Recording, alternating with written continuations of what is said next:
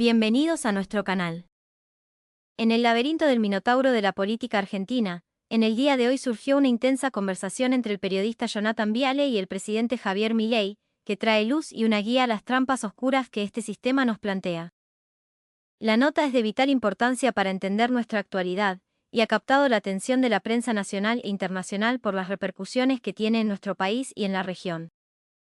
Este encuentro está lleno de definiciones contundentes y análisis profundos por parte de ambos protagonistas, y ha dejado un gran eco en el panorama político actual. El presidente Milei desplegó su visión franca y contundente sobre la dura realidad que atraviesa la nación, que fue heredada por el gobierno kirchnerista de Alberto Fernández, Cristina Kirchner y Sergio Massa. Las palabras del presidente argumentaron los motivos detrás de muchas de sus decisiones actuales, y confrontó con datos objetivos el resultado positivo de sus políticas. La entrevista se convierte así en un escenario vibrante de diálogo, donde la confrontación de ideas se convierte en el centro de una realidad cotidiana que no deja a nadie indiferente. ¿Qué te parecieron las palabras del presidente Javier Milei? ¿Estás de acuerdo con lo argumentado por el presidente y Jonathan Viale? Los leo en la caja de comentarios. Los invitamos a unirse a nuestros grupos de Telegram y de WhatsApp, y a suscribirse a este canal, para construir una comunidad que genere conciencia y debate respetuoso entre todos sus integrantes. Dejaremos los links más abajo en la descripción. Si te gustó el video y el canal, por favor déjanos un me gusta y un comentario. Desde ya, muchas gracias. Bueno. Presidente, ¿cómo le va? ¿Qué tal, Johnny, querido? Un gusto enorme hablar contigo. Hola, Javier, un gusto. Bueno, primero gracias por la charla. ¿Qué opinas si en lugar de Lali vamos por la discusión moral en la Argentina? Mira, de hecho acabo de publicar un tuit largo donde justamente tiene que ver con el tema de Gramsci y el principio de revelación, ¿no? Que es básicamente lo que... Hay discusiones que son discusiones y hay discusiones que en realidad son pseudo discusiones, donde vos lo ponés o lo personalizás o lo ejemplificás por un caso para que se entienda cuál es la discusión de fondo. ¿Hasta ahí vamos? Sí, perfecto. Entonces, si yo, digamos, quiero mirar el problema de Argentina, el problema no es ni político ni el problema es económico. El problema de la decadencia argentina es de índole moral, es un problema de índole cultural. O sea, esto lo has señalado vos sistemáticamente en tu enorme labor periodística, en tus editoriales, diciendo el problema es cultural, el problema es moral, el problema es ético. Y ese conjunto de valores que abrazó en algún momento la Argentina, eso deriva en un conjunto de instituciones que te lleva al fracaso. Por eso Argentina arrancó el siglo XX siendo el país más rico del mundo. Hoy es menos que 140. Éramos un país que recibíamos inmigrantes de todas partes. Hoy no solo que la gente, los chicos se van, sino que además tenemos más del 50% de pobres, 10% de indigentes, ¿sí? Entonces, evidentemente, ese modelo fracasó. Ahora, ¿cómo se instauró ese modelo? Ese modelo tiene una lógica. Ese modelo, que es el modelo bajo el cual se introduce el socialismo en una sociedad, es el modelo de Gramsci. Digo, esto la gente del Foro de San Pablo, hoy Grupo Puebla, lo entiende a la perfección, lo instrumentó, por ejemplo, en América Latina después de la caída del muro y fueron muy exitosos porque tuvieron un montón de presidentes. Sí. Dicho esto, ¿cómo era lo que te decía Gramsci? ¿Cómo hacías para instaurar el socialismo? Vos tenías que entrar en la educación, es decir, generar el adoctrinamiento ideológico, tenías que entrar en la cultura para que los representantes de la cultura difundieran el socialismo y la tercer pata, los medios. Sí. Entonces, ¿qué es lo que pasa? Y eso además se convirtió... Entonces, esas eran las espadas que tenía el Estado, ¿me comprendés? Poniéndole guita a los artistas y a los medios para propagar el socialismo, mientras que desde los colegios te adoctrinaban. Se genera así una batalla cultural donde te imponen, te terminan marcando lo que es políticamente correcto, y cada vez que vos atacás a alguna de estas vacas sagradas, digamos, vos estás condenado al cadalso. Bueno, yo acabo de decir algo parecido. Cuando vos o cualquiera, no vos, toca estos temas, se arma como una barrera de contención porque pones al sistema en crisis. Cuando digo sistema, perdóname, digo la pauta de los periodistas, los contratos de los artistas, los fondos de los sindicalistas, ¿entendés? Cuando vos tocas uno de esos temas, se arma la podrida inmediatamente. Exactamente, ese es el punto central. Vos, por ejemplo, vas y tocas la pata de los artistas y primero se te aglutinan todos los artistas. Al mismo tiempo se te aglutinan todos los periodistas, no todos, sino digamos, los que viven de la pauta. Y además se te aglutinan, ¿sí? En este caso, digamos, los vinculados a la educación, y también que se te aglutina la casta. Es decir, ¿y quiénes son la casta? La casta son los políticos chorros, ¿sí? Como diría el profe Spert, que está conmigo. ¿Está ahí al lado tuyo, Spert? Sí, el profe está conmigo, estábamos trabajando. Mándale un saludo. Sí. Como le dice el profe, los sindigarcas. Los sindigarcas. ¿Sí? Digamos, después también los empresarios prebendarios, también tenés a los micrófonos ensobrados y los profesionales que son funcionales a esa estructura. Entonces, es muy interesante porque cuando vos tocas un privilegio, al tocar ese privilegio, ¿qué es lo que pasa? Es muy interesante, porque hay gente que está en defensa de la ideas de la libertad y se da cuenta del problema. En cambio, vos acá, ¿qué es lo que te das cuenta? Que del otro lado quedan los que son los beneficiarios de los privilegios. Entonces, en una economía que está en expansión, que florece todo, y está todo bien, no pasa nada. Ahora, cuando vos te encontrás con un problema de restricción de caja, porque si no volamos por los aires y tenés que cortar, ahí es donde aparece el problema. Bueno, para vos, perdón, eso pasó con la ley de bases, ¿no? Digo, fue una derrota política, pero para vos fue una victoria cultural porque marcó quién estaba reclamando sus cajas. Es que para mí también fue un éxito político, Johnny. Yo te hago una pregunta. Si yo te hubiera planteado, a ver, yo desde antes de entrar en la política, nosotros nos conocemos hace muchos años. Sí. Yo sistemáticamente he propuesto la necesidad de que la política le debía a la Argentina un reordenamiento ideológico. Sí. Porque así como fracasó la Alianza, fracasó Juntos por el Cambio y fracasó el Frente de Todos, ¿sí? ¿Por qué? Porque si vos tenés gente que tira para un lado y gente que tira para el otro, vos al final de cuentas no te movés para ningún lado y terminás en este sendero decadente en el cual nos encontramos. Dicho esto, yo siempre bregué por ese ordenamiento. De hecho, lo hice tan brutalmente, por decirlo de alguna manera, que cuando entramos en la lógica de las pasos presidenciales, yo propuse ir a una interna con la señora Bullrich y el presidente Macri, y que crear un nuevo vehículo, y que con ese vehículo el que ganaba conducía y el que perdía acompañaba. Aun cuando eso fuera, digamos, en contra de mis intereses, por decirlo de alguna manera, como estaban planteadas las cosas en ese momento. Y lo más interesante que generó la ley base, si yo te hubiera dicho, Johnny, ese ordenamiento nosotros lo podemos lograr en 2 meses, ¿vos qué me dirías? No, claro, vos lo que decís es que la ley generó un reordenamiento del mapa político donde el PRO se quedó con ustedes y un sector de la UCR y la coalición cívica claramente se fueron para el otro lado. Se reordenó el esquema político argentino. Exacto, quedó ordenado el tablero político. Es un éxito político enorme, enorme. ¿O qué chances teníamos nosotros de sacar una ley siendo que nos metíamos con los privilegios de la política, con los tongos de la política, yendo a mercados más competitivos y devolviéndole libertad a la gente con 38 diputados? Pero ¿me dejás decirte algo? Te quedaste sin los cambios importantes. A mí me rompe un poquito, te quedaste sin la fórmula de los jubilados, sin la reforma fiscal, sin las privatizaciones, sin los cambios en el Código Penal, sin la boleta única de papel, cosas que estaban buenas de la ley. Ok, pero a ver, te imaginarás que si yo lo mandé porque yo creía en todas esas cosas. Sí. Ahora yo lo voy a poner en estos términos. A mí no me parece trivial que la ley haya funcionado como principio de revelación y haya dejado de un lado a los que defendemos las ideas de la libertad y el progreso, y del otro lado los que por mantener sus privilegios de casta hunden al país. A mí no me parece menor. No. ¿Vos sabés lo que debe ser que vos tomes lugar en una discusión y quedar pegado con el kirchnerismo?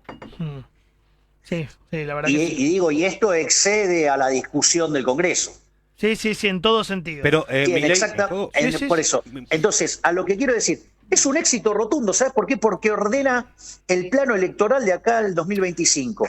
Y porque, voy a ser claro, tanto el decreto de necesidad de urgencia, que la gran mayoría del decreto está en funcionamiento, y el éxito más rotundo, sin lugar a dudas, es la ley de alquileres, donde se duplicó la oferta y en términos reales el precio de los alquileres se está desplomando, al margen de ese gran triunfo, lo que veo es lo siguiente. Nosotros, fíjate, nosotros teníamos como plan alcanzar el equilibrio primario en enero y el financiero, o sea, el déficit cero en marzo. Sí. Lo logramos en enero. Sí. ¿Sí? Por eso, digamos, está bajando el dólar, subiendo los bonos, baja el riesgo país, o sea, es una fiesta. Eso por un lado. Por otro lado, estamos logrando bajar la inflación. Nosotros íbamos a una inflación del 17.000%, porque la inflación mayorista dio 54, anualizó de 17.000. Logramos que la de diciembre fuera 25%. Logramos que caiga a 20 en enero, cuando enero estacionalmente te juega en contra. O sea, haber repetido el mismo número hubiera un buen número. Y si a ese 20 le restás los 6 de arrastre estadístico, o 7, estamos abajo de 15. Y ya los datos de febrero vienen al 10% y toda la curva de futuros del dólar se desplomó. Porque entonces, me estás dando un título importante, perdóname. ¿Febrero lo tenés en 10% más o menos? No es el número que tengo yo, son los indicadores de alta frecuencia. Las 2 primeras semanas de enero, de febrero, ¿sí? Dieron 10%. Ok, eso es un título importante, ¿eh?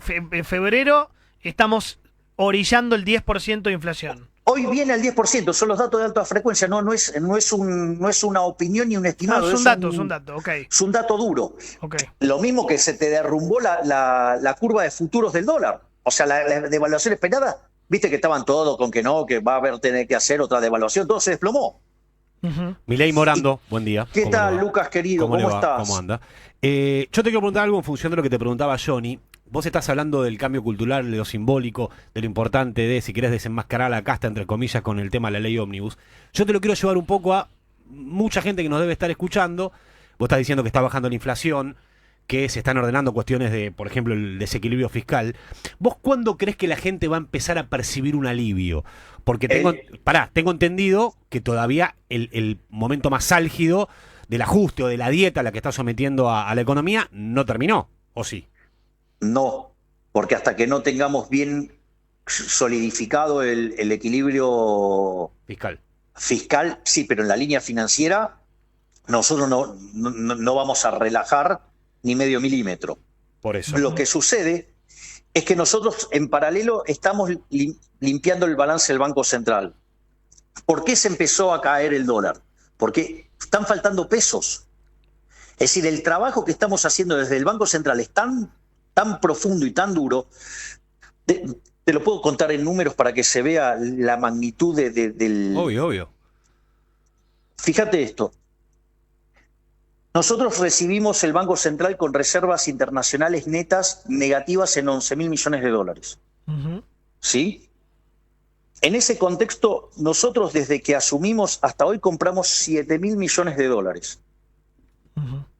No solo eso, quiere decir que nosotros entonces tenemos que se nos expandió la base monetaria por compra de dólares, se nos expandió la base monetaria por el dinero endógeno de lo que hoy son los pases y antes eran las LELIQs, y sin embargo la base monetaria prácticamente no se movió, creo que subió 4%, si no me equivoco, 3,6, algo así, no me acuerdo el número exacto.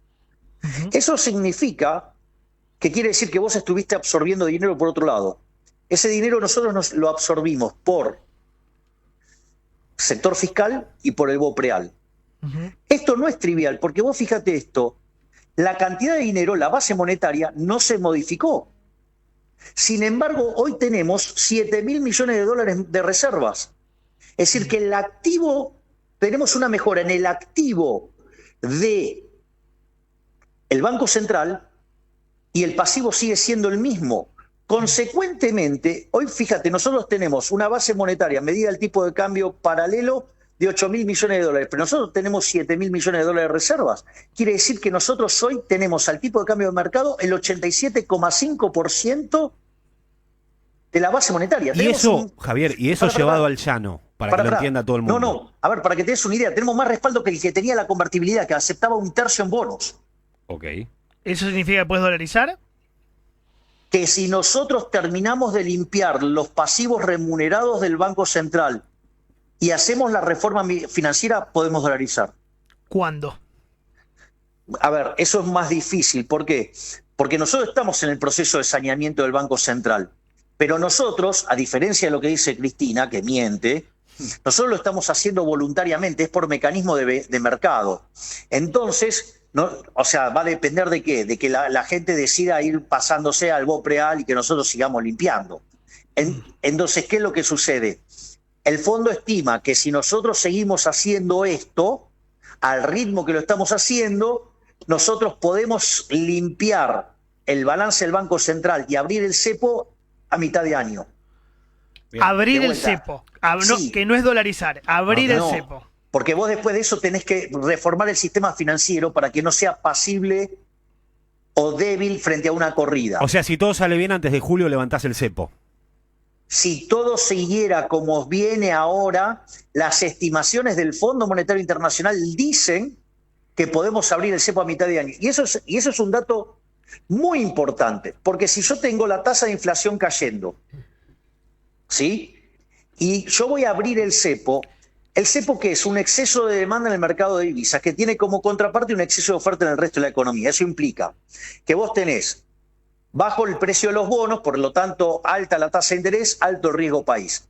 Esa tasa de interés alta significa que tenés un exceso de oferta en el mercado de bienes que te deteriora el nivel de actividad económica. Fíjate que Argentina tiene un PBI per cápita 15 veces menor que el que tenía en el año 2011.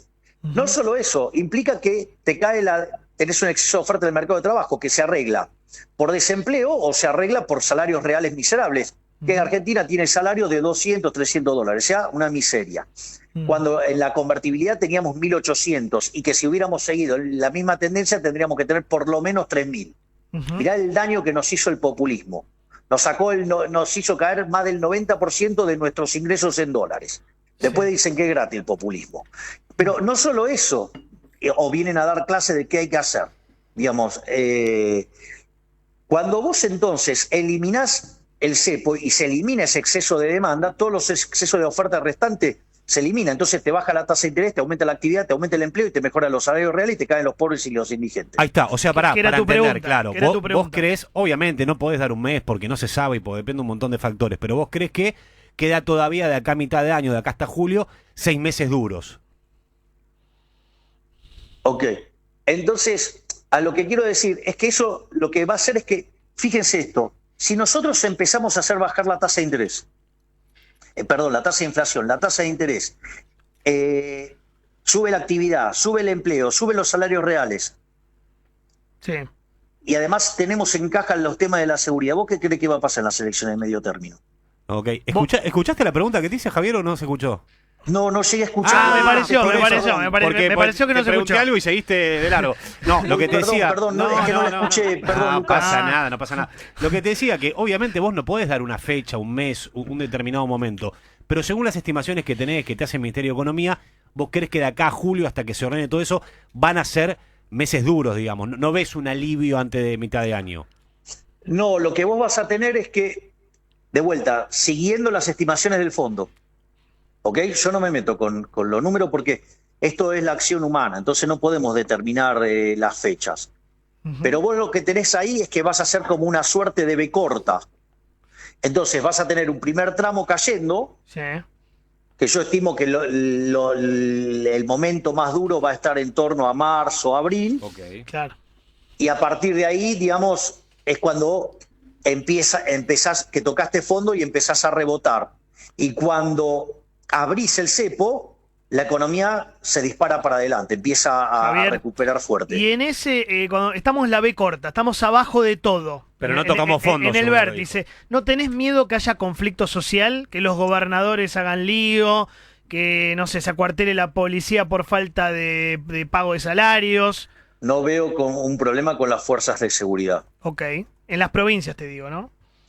Bueno, digamos, o sea, responsabilidad de las provincias. Si las provincias no están en condiciones de manejar correctamente sus finanzas provinciales, es un problema de las finanzas. Este es un país federal. Presidente, ¿y con los docentes? Claro. Y a ver, y hago una pregunta. ¿Y la educación de quién depende? ¿De las provincias? Bueno, entonces es un problema que tienen que resolver las provincias. O sea, ¿qué tengo que hacer yo como nación metiéndome en el tema de los docentes? País federal, por favor. ¿Pero vas a convocar a la paritaria docente nacional o no? Digo, es un problema que tienen que arreglar las provincias. O sea, no vas a convocar a la paritaria docente nacional.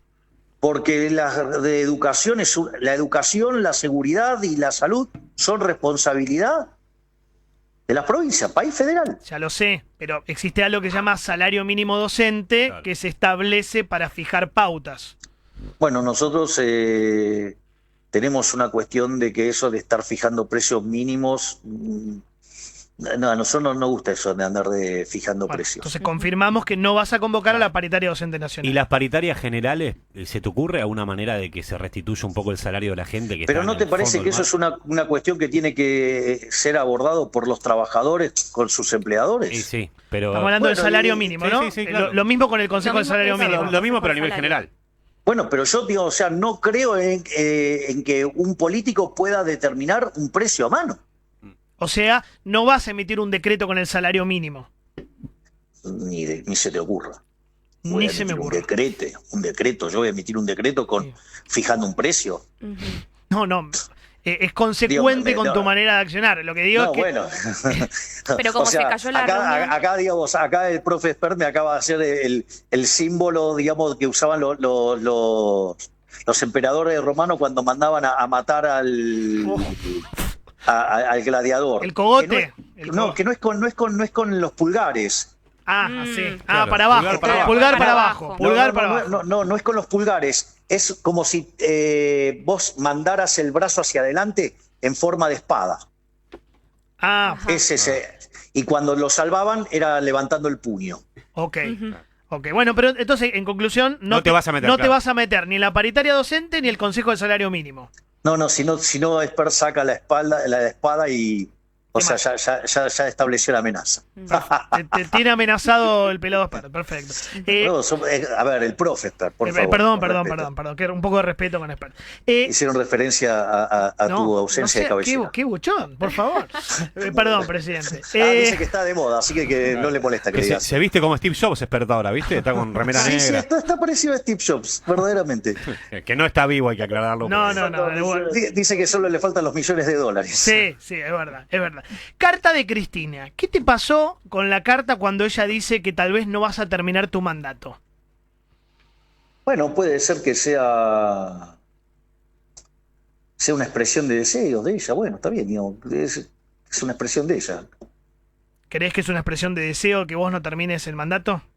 Y bueno, la realidad es que desde que volvió la democracia hubo 3 gobiernos no peronistas y de los 3 gobiernos 2 no terminaron, ¿no? Sí. Macri sí terminó, pero quisieron que no termine. Exacto. Igual nosotros vamos a trabajar duro para no darle el gusto. Ok. Fórmula de jubilados, porque eso estaba en la ley ómnibus. ¿Vas a sacar una nueva fórmula? Porque eso es muy importante, Javier.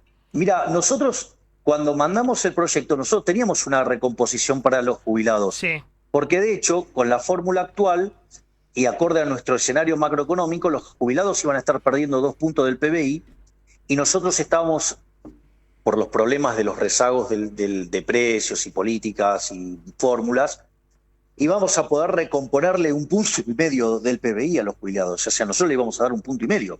Nosotros la cuestión social, es más, les propongo que lean en algún momento el documento que sacó el fondo cuando salió para nos validaron el programa. Ellos ponderaron fuertemente toda la parte social, no solo por cómo estábamos planeando la recomposición de los jubilados, sino también la política social en materia de lo que tiene que ver con la AUH, la Asignación chicos. Universal por Hijo, que la estamos duplicando, Claro. y las mejoras en la tarjeta alimentar.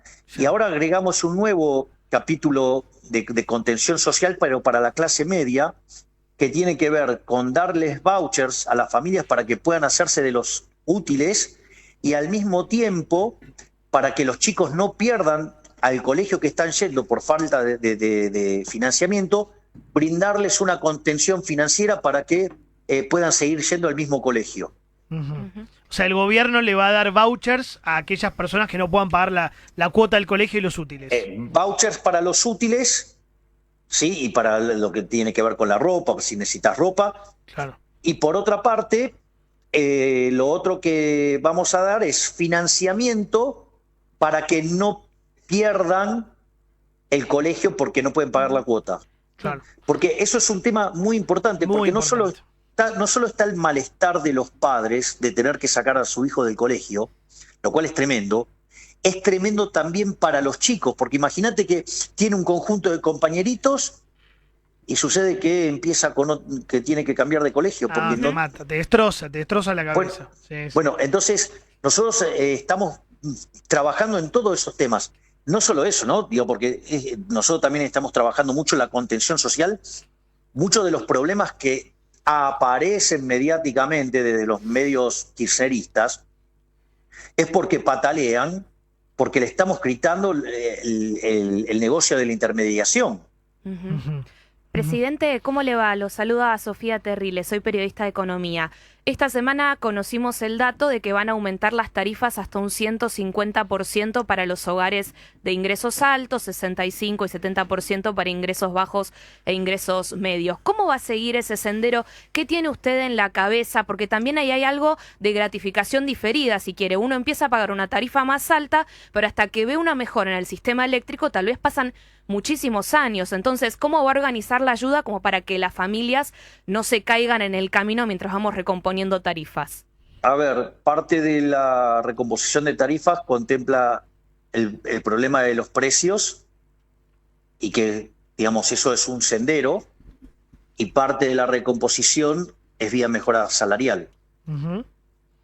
Entonces, el problema no es que las tarifas sean caras. El problema es que Argentina, de la convertibilidad, tenía un ingreso de $1.800, hoy tendría que tener, digamos, el salario medio debería ser $3.000 y tenemos 300. Claro.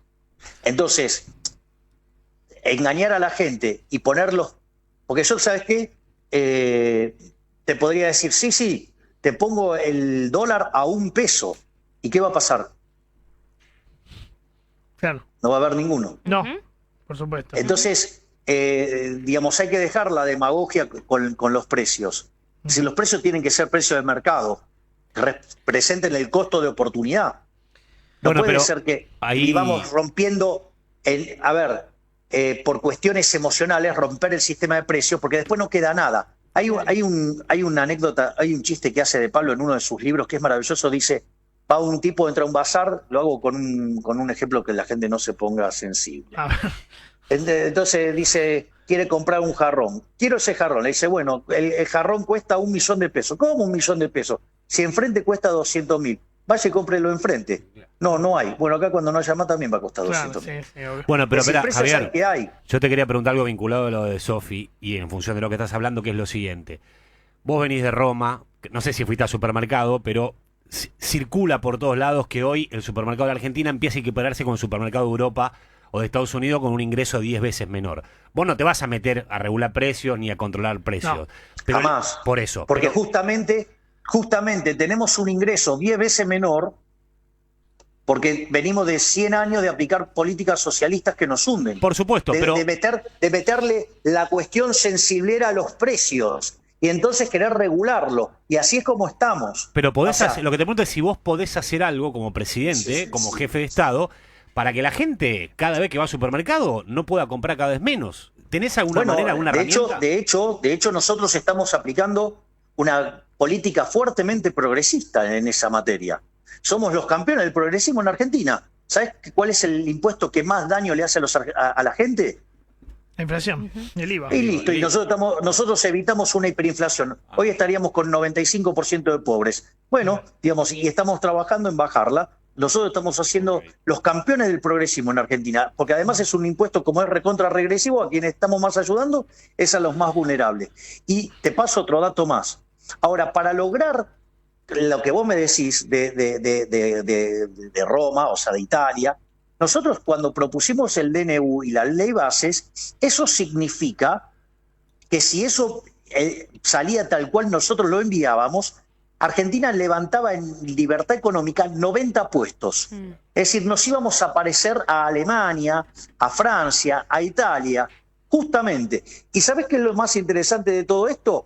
Que eso implica una tasa de crecimiento muy, muy fuerte. Significaría, por ejemplo, que podrías duplicar el PBI per cápita en 7 años, o sea, porque podrías crecer a tasa del 10 anual.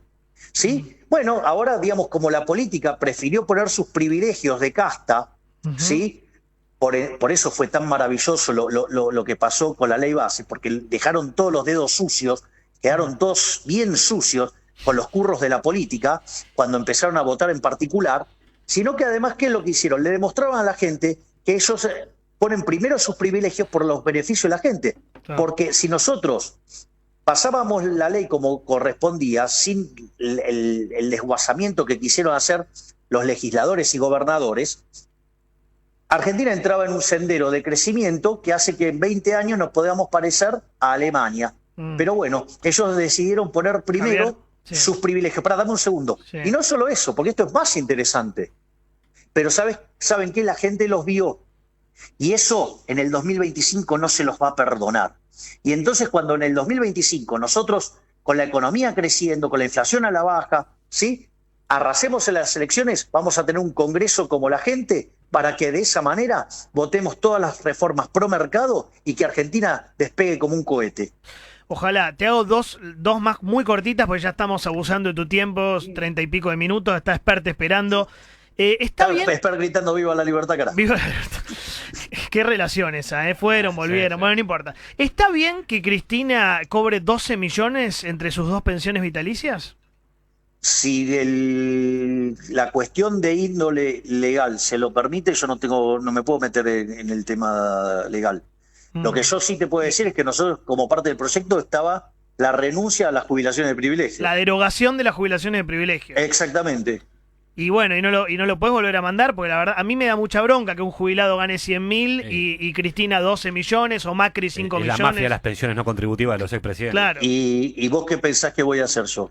Que lo vas Yo voy a... a volver a la carga. Te estoy diciendo que si el Congreso, a pesar de que siguen, no la ven, ¿no? Porque no la ven, o sea, no entienden esto del principio de revelación. Viven pensando en un modelo de un solo periodo, de un solo tiro. Y no se dieron cuenta que nosotros pensamos en términos de árboles decisorios, sí, dinámicos. Con lo cual, digo, ¿qué le voy a explicar, digamos, a estos muchachos que no la ven? O sea, vas a volver a mandar el Claro. proyecto en partes. Y obvio, si es lo que te acabo de decir. Mini leyes. Pero también vamos a estar mandando leyes que también sigan exacerbando el principio de revelación. Así cada vez que votan en contra quedan bien clarito todos con los dedos sucios. Ok. Esperá que la última, Dani Avellaneda, periodista de deportes, de fútbol. ¿Cómo Sí. está, Javier? ¿Qué tal, Daniel, querido? Un gusto enorme hablar contigo. Un crack. Ah, la Gracias, pelota. gracias, Ah, la pelota. Javi. Los que no la ven ¿Qué? tampoco. Lástima que se hincha de ¿Qué Racing. incorporación, Viale? ¿Viste? ¿Qué incorporación? Traerlo a Daniel Avellaneda es un gol de mitad de cancha. Sí, pero de fútbol no entiende porque es de Racing, ¿viste? Ese tema ahí no, pero bueno, de otras cosas Pero sí. estamos muy bien en la tabla. Sí, Digo, sí. los que no la ven tampoco son en la AFA, Javier, porque además de tener un campeonato que es un mamarracho de 28 equipos, los dirigentes se pusieron de acuerdo para no permitir el ingreso de las sociedades anónimas deportivas al fútbol. ¿Qué va a pasar con eso? Yo sé que si es por vos privatizás el fútbol ahora, pero ¿qué va a pasar a futuro? ¿Qué plazo le ves? En realidad lo que muestran es un desprecio profundo hacia la libertad, ¿no? Porque no es que nosotros obligamos a que los clubes sean privados. Nosotros damos la opción. Ahora, suponete lo siguiente, Daniel. Vos sos de Racing, ¿no? Sí. Y suponete que esto pasó adentro de... Esto fue muy divertido porque además el comentario lo hizo alguien hincha de Independiente dentro de del gabinete. O sea, dijo... Patricia. Sí, Claro. sí. Sí. Porque el ejemplo venía así. Entonces está, digamos, vos tenés Racing e Independiente. Suponete que ahora viene a Independiente, viene el jeque no sé cuánto y pone torta de millones de dólares. Y empieza a ganar todos los partidos Independiente. Y vos vas a empezar a decir, pero por favor, Claro. que inviertan en Racing. Sí. Digo, ¿qué es este modelo arcaico, precámbrico que nos tiene en la pobreza? ¿Cuál es la contracara de esto? El bajo desempeño internacional de los clubes Sí, argentinos. la verdad que sí. O mirá la composición de los equipos. Tenés o jugadores muy grandes o jugadores muy, muy chicos. Es decir, cuando están en su mejor etapa, están afuera. Sí. En cambio, si vos tuvieras una liga muy profesionalizada, digamos, y con formato capitalista y no cooperativista, ¿qué es lo que te pasaría? No solo que en la transición vos tendrías mejores jugadores, porque aquellos que no pueden jugar en las los equipos más importantes de los clubes del mundo, los tendría jugando acá. Claro. Y a un costo muchísimo menor. Con lo cual el término de ganancia de bienestar que tendrías en la calidad del espectáculo y en la competitividad de los equipos sería fenomenal. Y los Digo, ¿cuánto chicos, hace? los pichones de crack no se te van tan rápido. No sé, yo soy de River y digo, a Mastantuono ya me lo van a llevar. En 6 meses ya no lo veo más. Exactamente. Bueno, esas son las maravillas que trae el populismo, que implica un tipo de cambio real en la nube, que quiere decir salarios miserables. Claro. Bueno, pero para eso tenés que hacer sociedades anónimas, la famosa SAD, pero eso vos lo haces opcional, ¿no? Sí, opcional. O sea, ni siquiera es obligatorio que cada uno elija. Pero cuando veas los resultados del modelo capitalista versus el modelo socialista, y te vas a abrazar al capitalismo. Claro. ¿Relación con Macri? Maravillosa, como siempre. Nosotros tenemos un diálogo genuino, profundo, sincero, y la verdad es que él es muy generoso conmigo, muy generoso. ¿Se van a juntar? Digo, eso en algún momento va a ocurrir. ¿Pero te gustaría fusionarte con el PRO? ¿Te gustaría sumarlo al gobierno? Mira, nosotros, fíjate que ese interés... Bueno, primero yo ya contesté esto, lo que tiene que ver con la primera parte, cuando dije que yo había tenido siempre la intención de generar esa fusión. Sí, sí. Lo otro es, mirá qué maravilloso, cuando vos mirás la votación en diputados, ahí hay que ponderar el enorme trabajo de Cristian Ritondo. Votaron todos a favor, Sí. todos. Bueno, punto para Ritondo y punto para el PRO, o sea, con lo cual el orden espontáneo funciona, o sea, naturalmente... Ya se dio, esto, decimos. es que ya se dio solo, nadie lo forzó. Claro. Y Bueno, eso pero que hay gente laburando para que digamos, nos peleemos. ¿quién? ¿Cristina?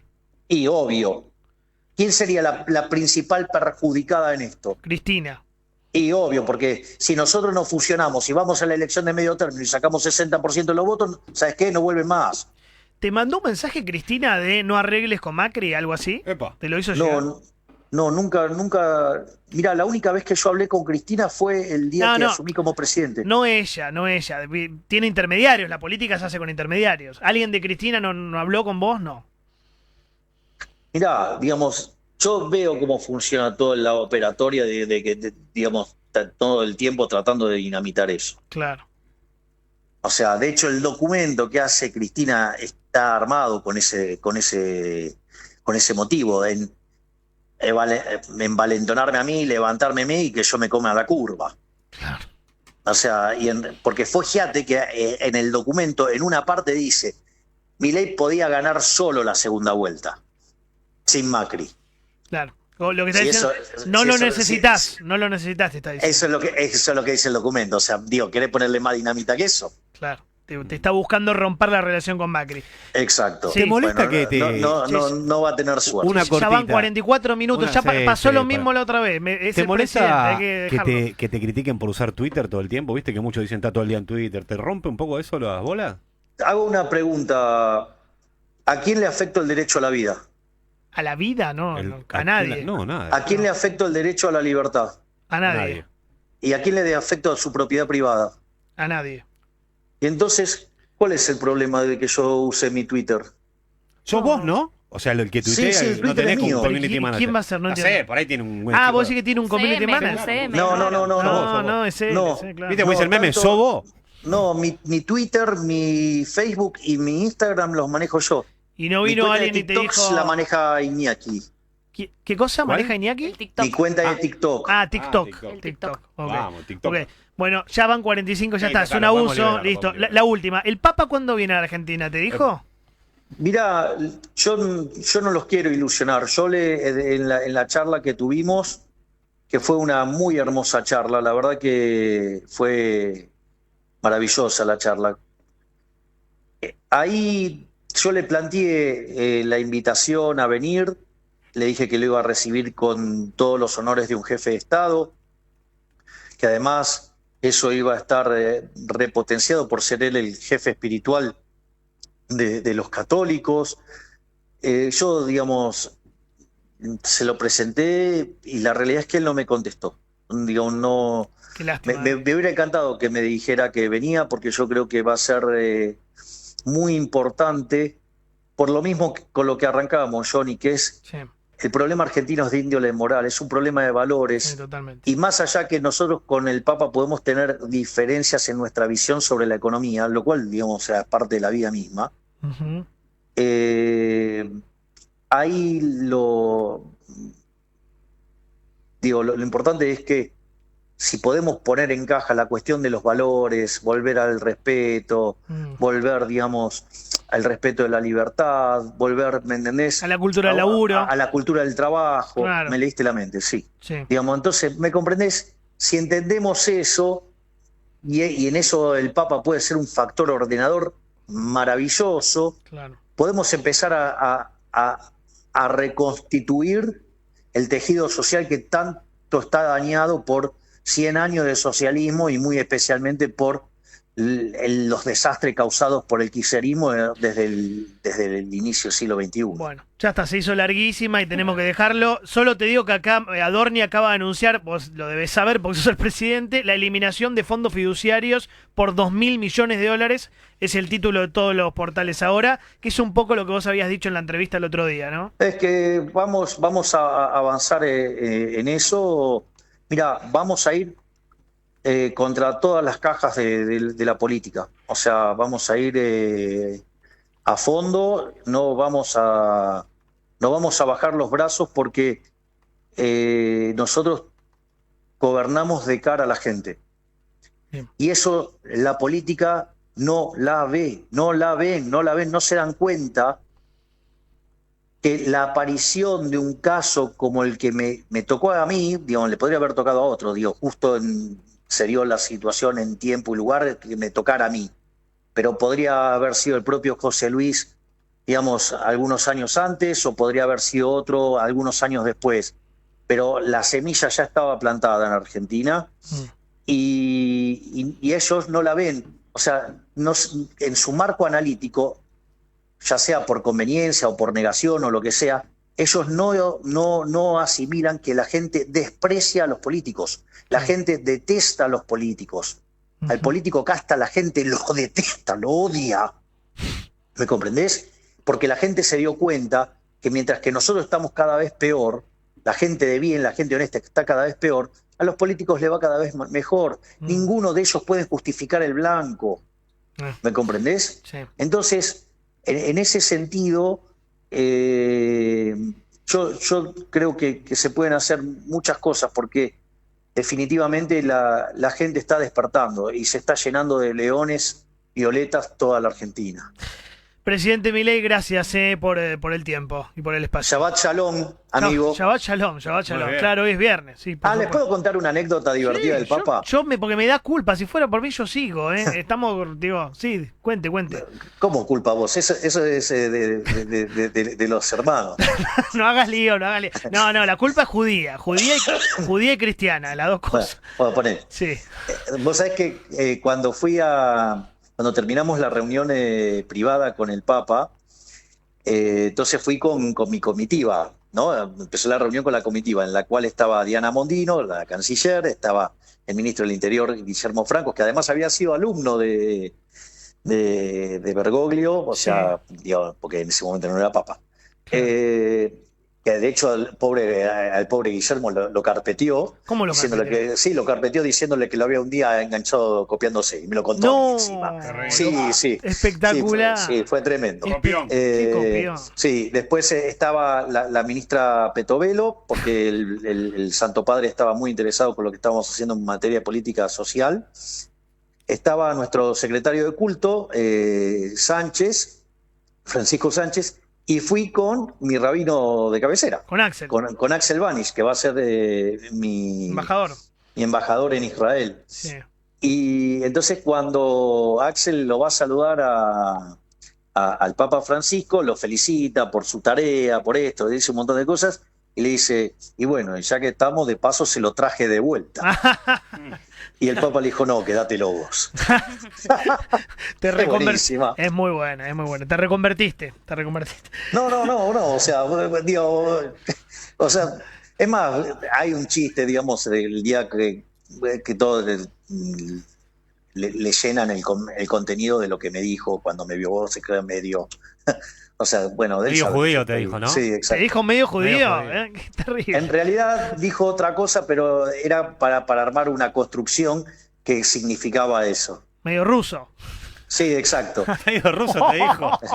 Vos sos medio no, ruso. no importa, o sea, Bueno, después yo Moisés, digamos... era un chiste, era un chiste. Pero estaba armado en un tono jocoso y después se agarraron y lo editaron para que no saliera. Pero sí, quiso hacer esa referencia. Javier, gracias por el tiempo y No, saludos a Esper, que está ahí esperando, pobre. Te mandan saludos, ahí los retribuye. Les mando un gran saludo a todos. Shabbat Shalom, Johnny. Igualmente. Chao. Gracias, Javier. Bueno, ahí estaba el presidente Milei. Yo